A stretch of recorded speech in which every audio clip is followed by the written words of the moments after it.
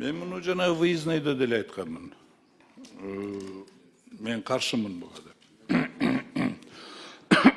Себеби деген Евробонд жөнүндө сөз болуп атат да, еврооблигациялар боюнча. Это, собственно говоря, займ в долларах и в других резервных валютах, да?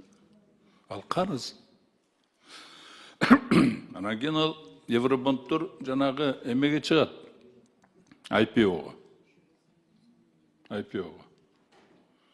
Был огромный риск. Тем более мы собираемся привлекать 1,7 миллиардов долларов. Понимаете, азыр поручительствомен уже 22 миллиард, это почти там 600 миллионов долларов. Ал дагы көбөйөт. Азыр бул болсо дагы көбөйөт, 2,5 миллиард долларга. Анан бул жерде немеде?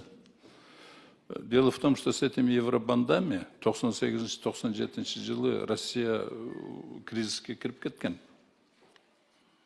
Когда евробонд алып туруп, когда сменилась ситуация, эмеде экономическая системада, экономикада какие-то проблемы болгондо, алар у них есть право досрочный акчабызды бер дегенде.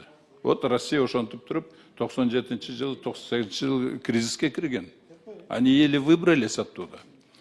Но они выбрались, потому что у них нефть бар, газ бар, лес бар и все прочее остальное. Понимаете, у них экспортных очень много продукции, за счет чего они вылезли. А мы за счет чего будем вылезать, если уж он делал Рамуса. А у нас, извините, безден экономикабыз, извините, да, хронический кризис турабыз. Biz 30 жылдан бери бұл кризистен чыга элекпиз әлі. И наш рейтинг тоже очень низкий. Рейтинг у нас вообще ниже плинтуса.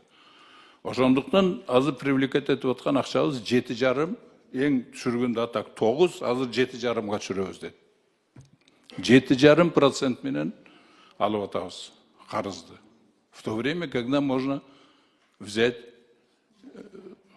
эгер башка механизмдер бар. Мисалы, мен өткөндө эле айттым, алтынды күрөөгө коюп туруп, 1,5% менен алса болот ошол эле акчаны.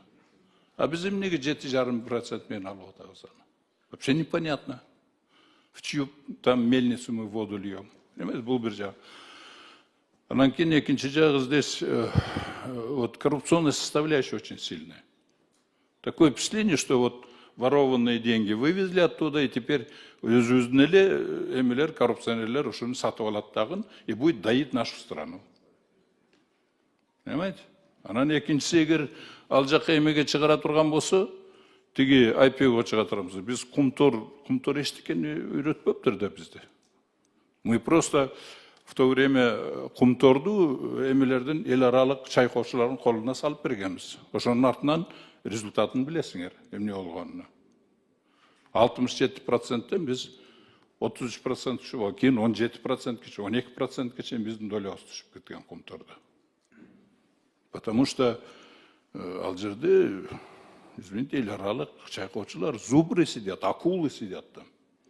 Биз просто ошол кумторду эл аралык эмеге тытканга берип койгонбуз.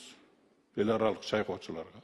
Азыр эми бул жерде кумторду эмес, бюджетибизди тытканга берип атабыз аларга. Бюджетибизди тытат алар. Мы полностью потеряем свой суверенитет.